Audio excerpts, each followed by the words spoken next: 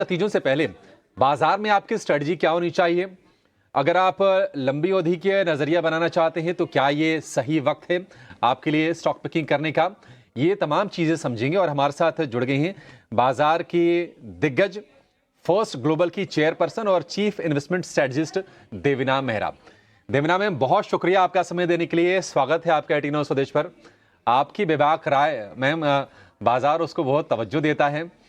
आपसे सबसे पहले ये जानेंगे कि चुनाव नतीजों से पहले आप अपने पोर्टफोलियो में किस तरह से स्ट्रेटजी बना रही हैं और क्या ये वक्त ठीक है कि थोड़े कैश पे बैठें या कैश को बढ़ाएं, या फिर ऐसी कोई टेंशन आपको बाजार में अभी दिख नहीं रही है, कोई ज्यादा चेंजेस करने की जरूरत नहीं है?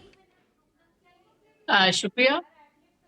देखिए, जहां तक बाजार का सवाल है, आपको दो तरह से बाजार को देखना होता है। एक कि 1-2 साल का क्या दृष्टिकोण है और फिर 1-2 महीने का क्या दृष्टिकोण है।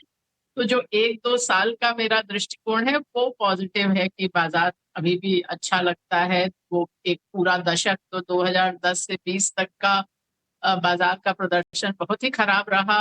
आपको फिक्स डिपॉजिट से ज्यादा रिटर्न नहीं मिल पाए, तो उसके कारण अभी बाजार में ऐसा डर नहीं है कि बहुत बड़ा क्रैश आएगा। लेकिन वो जो 1-2 महीने की ऐसा होता है कि कुछ अप्रत्याशित हो जाए, कुछ ऐसा हो जाए, तो उसके लिए हम लोगों ने जो स्ट्रैटेजी करी है अपने जो पीएमएस के पोर्टफोलियो जैसे उनके लिए है, वो ये कि हेज कर लिया है। कैश पर नहीं बैठे, पूरी तरह इन्वेस्टेड है, लेकिन हेज कर लिया है। एक तरह आप समझिए इंश्योरेंस खरीद ली है। और वो हमने मार्च में भी खरीदी थी, उसके बाद अप्रैल में फिर से ले ली कि वहां पर अगर बाजार में बड़ा कोई मूव नीचे की तरफ आए तो आपका जो लॉस है वो लिमिटेड रहे। तो ये हेज का पर्पस होता है। तो क्योंकि अधिकतर समय आपको बाजार में निवेशित रहना ही आपके लिए बेहतर रहता है, क्योंकि सब समझते हैं कि बाजार में निवेशित रहने का एक रिस्क रहता है कि बाजार गिर सकता है, लेकिन निवेशित ना रहने का भी एक रिस्क होता है जो अक्सर हम समझते नहीं है।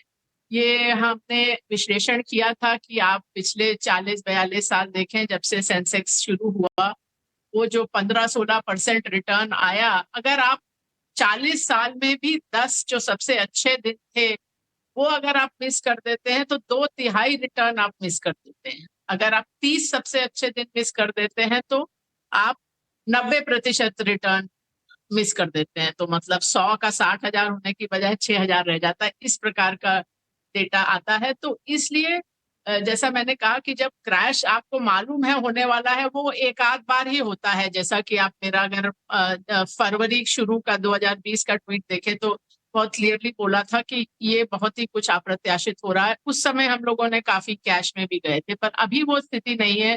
अभी हो सकता है कुछ उतार चढ़ाव हो, इसलिए इंश्योरेंस ले लिया है, हेज ले लिए है, पर निवेशित हैं। ठीक है मैम, ये आपकी एडवाइस काफ़ी वैल्यूएबल है और मेरे को ये बात बिल्कुल कहने में कोई भी संकोच नहीं है कि देखिए मार्केट के अंदर आप निवेशित रहिए। बस एक ही चीज़ मैं देवना मैम की इस बहुत ही सावधानी और सुलझी हुई एडवाइस के साथ जोड़ना चाहता हूँ, वो है मर्यादा में। लीवरेज वेवरेज का थोड़ा ज़्यादा इस्तेमाल मत करो, थोड़ा आप आराम से रखो और ये मार्केट 100% आपको देके जाएगा। जैसे खुद मैम आपको बता रहे हैं, अगर 10 दिन भी अच्छे आ गए तो आप अपनी वेल्थ को खुद से देखो कैसे बढ़ेगी। देवना मैम, एक छोटी सी चीज़ मेरे को और पता करनी है। मार्केट के अंदर अलग अलग हिस्सेदार हैं, उसमें एक इंस्टीट्यूशनल भी है, एफआईज भी है, और एक स्वाभाविक सी बात है कोई बड़ा इवेंट होता है तो इंस्टीट्यूशनल थोड़ा बैकफुट पे चले जाते हैं। जैसे इंडिया में स्लाइटली बैकफुट पे आए हैं थोड़ा। एक तो सामने चाइना खड़ा हो गया और दूसरे यहाँ पे इलेक्शंस का है। सर ये मैम, ये पोस्ट इलेक्शन वापस आ जाएंगे इंडिया में? अभी उनकी लॉन्ग होल्डिंग मैं आपको अपडेट कर देता हूँ, करीब करीब 30% अराउंड है। ये 50% क्रॉस हो जाएगी क्या? देखिए, मेरा अपना ये मानना है, और मानना नहीं है, ये बिल्कुल डेटा पे आधारित बात है कि आप ये जो अटकलबाजी लोग लगाते हैं कि एफआईआईज कितना निवेश करेंगे नहीं करेंगे, मैं पूछती हूँ कि आपने ये भी देखा है कि उनके निवेश करने ना करने से बाजार पे कुछ असर भी होता है या नहीं? क्योंकि हमने ये विश्लेषण किया था और हमको तो कोई कोरिलेशन नहीं नजर आया कि जब एफआईआईज निवेश करते हैं तब बाजार ऊपर जाता है, या जब वो पैसा निकालते हैं तो बाजार नीचे जाता है। ऐसा कुछ भी नहीं है। और इसके लिए इससे बड़ा मैं आपको और क्या उदाहरण दूं कि FIIs का निवेश शुरू हुआ था 1994 में, और 1994 से लेके 2003 9 साल का वही एक पीरियड है सेंसेक्स की हिस्ट्री में, सेंसेक्स के इतिहास में, जहां रिटर्न 0 रहा। तो वो उस समय ना म्यूचुअल फंड्स थे, ना इतना ज्यादा रिटेल का निवेश था। एक बिल्कुल नया स्रोत आया पैसे का, बिलियंस ऑफ डॉलर्स आए और बाजार नहीं चला। बाजार उससे पहले चल चुका था। तो ये इसलिए मैं उस पे तो अब ध्यान ही नहीं देती, क्योंकि हम बहुत डेटा पे जाते हैं। तो बिना डेटा के जिस चीज का डेटा से नजर ही नहीं आता कि FII के आने जाने से कोई फर्क पड़ता है बाजार को, तो उस पर मैं अब अटकलबाजी करती ही नहीं। ठीक है, नमस्कार देवीना, मैं सृष्टि बात कर रही हूँ और बहुत ही मज़ा आया आपके पूरी एनालिसिस, डेटा पॉइंट्स और साथ ही आपके टेक को सुन के कि उतार चढ़ाव तो रहेंगे, पर इस बीच अगर आपने वो बेस्ट डेज अगर छोड़ दिए तो आप बड़े रिटर्न्स भी छोड़ सकते हैं। पर देवीना, क्योंकि एक बड़ा इवेंट है जो कि कई सालों के बाद आता है और इस नई सरकार में हमने देखा कि जो पिछले 10 साल से मोदी जी की सरकार चल रही थी, तो उसमें कई सारी थीम्स में पार्टिसिपेशन बहुत ज़्यादा आया, जैसे कि डिफेंस, रेलवेज आप ले लीजिए, कई सारे PSU काउंटर्स चले। तो देवीना, अब जिस तरीके से इन स्टॉक्स में या इन सेक्टर्स में रनअप हमने ऑलरेडी देख चुका है, क्या नतीजों के वर्डिक्ट से पहले कोई रणनीति ऐसी अपनानी चाहिए कि थोड़े से सेफ हो जाए इन सभी काउंटर्स में, या फिर कोई ऐसे पॉकेट्स जो आप हाईलाइट कर पाएं कि जहां पे अभी भी लगता है कि सेफ्टी बरकरार है और लंबे समय का नजरिया जो है वहां पे आप पॉजिटिव ही रख सकते हैं? सृष्टि, मैं आपको वही बता सकती हूँ कि हमारी क्या रणनीति रही है, कहाँ हमारा ओवरवेट कॉल है। तो एक तो वो सेक्टर है जो मैं अभी तो 2-2.5 साल से आपके चैनल पर भी बात करती रही हूँ, कैपिटल गुड्स और इंडस्ट्रियल मशीनरी, जो अधिकतर लोगों ने 2023 में बात करनी शुरू की। हम अक्टूबर 2021 से उसमें ओवरवेट हैं।